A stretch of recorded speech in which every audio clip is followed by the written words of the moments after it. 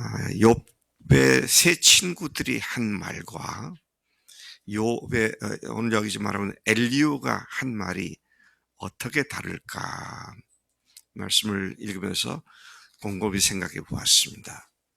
욥의 세 친구들은 기계적으로 공식적으로 아주 원리 원칙을 얘기하는 일에 아주 칼날같이 예리했고 분명했었는데, 엘리후도 그와 못지않게 정확한 말을 하고 있음에도 불구하고 엘리후에게서는 매우 겸손하게 이야기하고 있는 것을 보게 됩니다. 우리가 지금 읽은 36장 1절에 보면 엘리후가 말을 이어 이르되 나를 잠깐 용납하라. 내가 그대에게 보이리니 이는 내가 하나님을 위하여 아직도 할 말이 있음이라. 계속 할 말이 있는데 좀 용납을 하라고. 하나님의 영광을 위하여, 하나님을 위하여 그에게 내가 더 할 말이 있다. 그렇게 겸손한 마음으로 욥에게 접근하고 있는 그의 태도가 욥으로 하여금 반박하지 않고 귀를 기울이게 만든 이런 것을 보게 됩니다. 내가 아무리 얘기해도 듣지 않는다. 그래서 속이 상하다. 근데 그럴 때 나 스스로를 생각해 봐야 할 것은 정말 내가 겸손한 마음과 간절한 마음으로 얘기를 했는가, 아니면 정죄하는 마음을 가지고 시시비비를 가리기 위해서 한 말인가. 그것은 결과는 전혀 다를 수 있다라는 사실을 우리가 여기서 다시 한번 확인하게 되는 것이죠. 3절에 보니까 나는 먼데 곧 사람이 아니라 하나님께로부터 온 지식을 얻은 자다. 먼 데서 온 지식, 이건 사람에게서 온 지식이 아니라 하나님께로부터 온 지식을 얻은 자로서 나를 지으신 창조주 하나님의 의로우심을 나타내려고 지금 이 말을 하는 거다. 어떻게든지 욥을 돕기 위해서보다도 그 이전에 하나님의 의로우심을 나타내기 위해서 내가 말을 한다. 4절에 보면 엘리후는 하나님께로부터 온 온전한 지식을 가진 자신이 욥과 함께 있는 것이라고 말합니다. 지식이 있는 자, 온전한 지식을 가진 자가 너와 함께 있다. 그 말은 하나님이 함께 계시다 그 말이 아니라 하나님께로 온 제대로 된 지식을 갖고 있는 내가 지금 너와 함께 있다. 그런 의미입니다. 우리가 믿음으로 가진 구멍 기운 부활 복음에 대한 확신을 갖고 사는 것이 필요하죠. 엘리후는 그런 확신을 갖고 있었습니다. 내가 지금 얘기하는 건 하나님께로부터 온 지식을 얘기한다. 우리가 부활 복음을 구멍 기운 부활 복음을 얘기하는데 조금 다른 사람보다 뭔가를 알아서 얘기를 한다라기보다는 하나님께서 주신 이 분명한 복음을 내가 가지고 얘기한다. 이런 자기에게 확신을 갖고 이야기하는 태도가 필요하다. 5절부터 12절까지 보면은 하나님은 공의로운 분이시다. 그분은 의인에게는 상을 베푸시고 죄인에게는 징벌하시는 하나님이시다. 그렇게 얘기를 하죠. 그 친구들도 이런 얘기를 여러 차례 했습니다만은 같은 얘기라도 다른 톤으로 말하고 있는 글을 만나게 됩니다. 하나님은 전능하시고 그분의 지혜에는 한이 없는 분으로서 인간들의 문제를 어떻게 취급하고 다루시는 분이신지를 다시 말해주고 있습니다. 하나님은 그 누구도 멸시하지 않으신다. 악인을 살려두지 않으신다. 고난받는 자에게 공의를 베푸신 분이시다. 근데 왜 너는 정말 하나님이 불의한 분인 것처럼 그렇게 말을 하느냐. 지금 이렇게 얘기를 하는 것이죠. 그분은 의인에게서 눈을 떼지 않으신 분이시다. 좀 어제 이 말씀 읽다가 은혜가 되더라고요.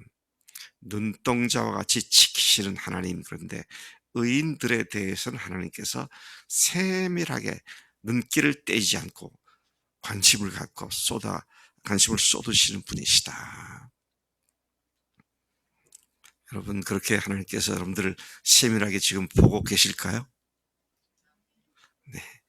이게 참 대단한 말씀입니다. 하나님께서는 의인에게서 눈을 떼지 않으시고 그를 왕들과 함께 왕좌에 앉히사 영원토록 존귀하게 하신다. 여러분, 세상에 누가 의인입니까? 착하고 선한 일을 많이 한 사람인가요? 누가 의인이에요? 예수님의 십자가 부활의 은혜로 하나님께 의롭다 하심을 받은 우리를 하나님께서는 초점을 떼지 않으시고 그 다음에 어떻게 하신다고요? 왕들과 함께 왕자에 앉히셔서 영원토록 존귀하게 하신다. 아멘. 여러분, 이 사실이 신약 어디에 기록되어 있습니까? 이런 말이 있어요? 에베소서에 있잖아요. 에베소서에. 네. 그래서 에베소서를 전에 그 중국의 신학자였던 그 큰일 났다. 이게 이름이 생각이 안 나네. 경건서적 굉장히 많이 쓴 분. 근데 우리 신학교 스승이었던 권혁봉 목사님이 번역을 한 책인데 좌행참이라는 책이 있어요. 그 에베소서를 강의한 책입니다. 좌 하면은 하늘에 앉히셨다 말이에요. 좌 앉았다 말이에요. 행 우리와 함께 동행하시는 하나님이시다. 그다음에 참 주님을 위해서 굳건하게 선다. stand 그런 말이죠. sit, walk 그다음에 stand 주님을 위해서 견고하게 선다. 이게 이제 에베소서의 중요한 세 가지 개념인데 그리스도인들이 주님 안에서 앉은 자가 되었고 하늘에 앉힌 자가 되었다 그랬잖아요. 그분께서 우리와 함께 동행하신다 그랬고 그를 위해서 굳게 서라 그런 말씀인데 하나님께서 하늘 보좌에 우리를 앉히셨다. 하나님과 함께 그 나라에 앉히신 자들이 되었다. 근데 우리 욥이 지금 이 말을 하고 있는 것을 보게 됩니다. 혹 의인들이 어떤 이유로 족쇄에 매이거나 환난에 얽매여 있을 때에 9절 하나님은 그들의 소행과 악행과 자신들의 교만한 행위를 알게 하시고 그들로 회개케 하시는 분이시다. 혹 의인들이 넘어져서 문제를 경험하게 되면 하나님께서는 그 이유를 알게 하시고 그들로 하여금 회개케 하시는 그런 하나님이시다. 10절 하나님은 그들이 하나님의 교훈을 알아듣게 하셔서 그들로 죄악에서 돌이키게 하시는데 그 하나님의 사랑에 순종하여 하나님을 섬기는 자들은 형통한 날을 보내며 즐거운 인생을 지낼 것이다. 하나님께서 회개케 하실 때 순종하는 자는 이런 복을 누리게 된다. 이처럼 하나님은 의인과 악인을 살피시고 그들의 행위대로 갚아주시기 때문에 하나님의 말씀에 순종하여 사는 자들에게는 형통함을 허락해 주시고 말씀에 불순종하여 악을 행하는 자는 넘어지게 하신다. 하나님은 이와 같은 일에 전혀 실수가 없으신 착오가 없으신 분이기 때문에 우리가 하나님은 내 사정을 모르셔 내 원통한 것을 해결해 주지 않으셔 라고 말하면 안 된다. 욥이 그렇게 말하고 있기 때문에 이렇게 이야기하는 것이죠. 욥 그대가 하나님께 불평하고 원망하며 불신앙의 말을 한 것은 그 하나님을 제대로 알지 못하기 때문이다. 아주 지혜롭게, 분명하게 잘 이야기를 하고 있습니다.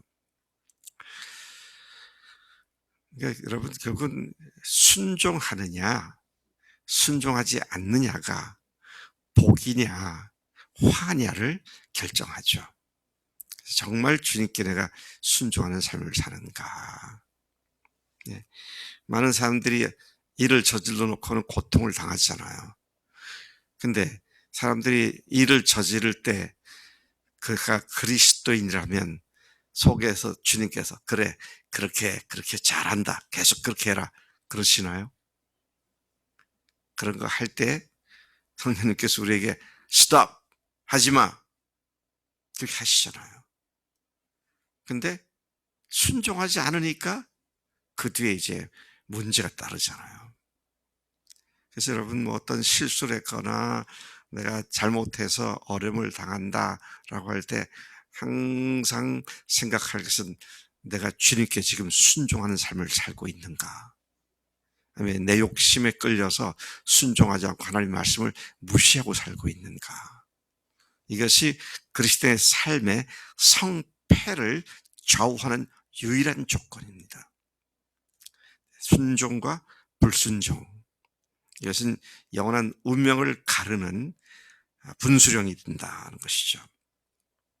13절부터 16절까지 보면 고난 당할 때 하나님께 도우심을 구하기보다는 하나님을 원망하거나 화를 내는 불경건한 자는 속히 망하게 된다. 고난 당할 때 도움을 구해야지 하나님께 원망하게 되면 오히려 더 큰 화를 입게 된다. 지금 세 친구들이 욥에게 화를 냈던 게 바로 이것 때문 아닙니까? 그들이 볼 때는 하나님께 회개해야지. 회개하지 않고 하나님을 원망하고 하나님을 불의하다고 이런 얘기를 할 때 화가 나가지고 세 친구들은 네가 악하고 교만하고 막 그렇다고 쏟아 부었는데 이제 엘리후는 그런 태도가 아닌 입장으로 이야기하기 때문에 욥이 찍소리 않고 듣고 있는 것을 보게 됩니다. 마음이 불경해서 그 마음에 분노를 쌓고 어려움에 속박을 당해도 도움을 구하지 않는 자들은 젊어서 죽으며 단명한다. 그래서 단명한다. 속히 죽음을 당한다. 요절한다. 그들의 수명은 남창들처럼 짧다. 이게 또 무슨 말일까? 제가 좀 찾아보니까 이방인들의 신전에서 제사를 드리는 제의를 수종 들고 있던 사제들이 남자들도 있고 여자들도 있었는데 그들은 그곳에서 예배하러 온 사람들과 성관계를 가짐으로 말미암아 특히 남자들의 경우에는 동성애를 하는 거죠. 네. 그래서 그들이 단명해서 일찍 젊어서 죽는 자들이 많은데 그런 말입니다. 지금 남창하는 자와 같다. 그렇게 일찍 천벌을 받아서 일찍 죽는 자와 같다. 그런 이야기를 하고 있는 것으로 이해가 됩니다.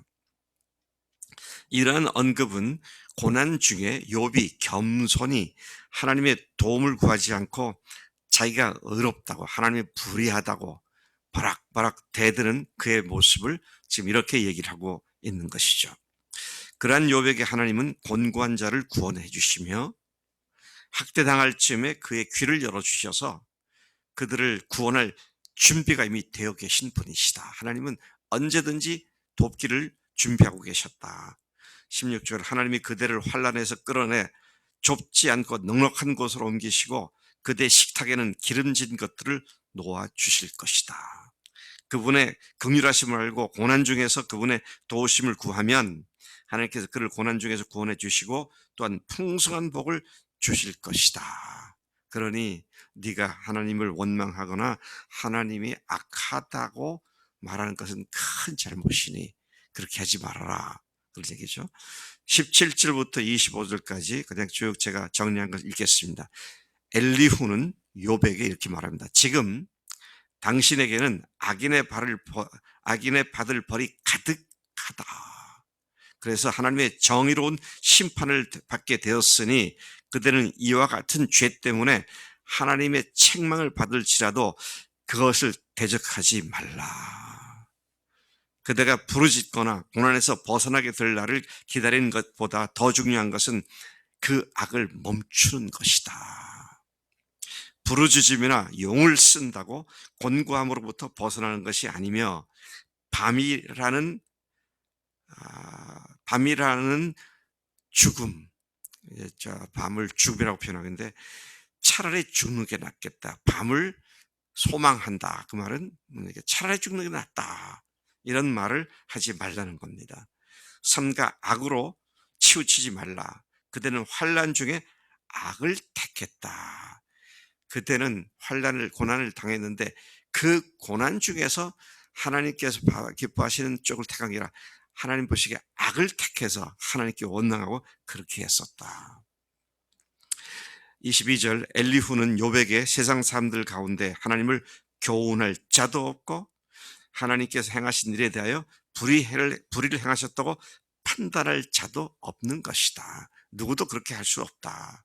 그러므로 욥이 하나님을 원망하는 것은 이처럼 하나님을 제대로 알지 못하는 무지함 때문에, 너의 그 무지함 때문에 생겨난 것이다. 그런 의미를 강력하게 지금 암시하면서 말하고 있습니다.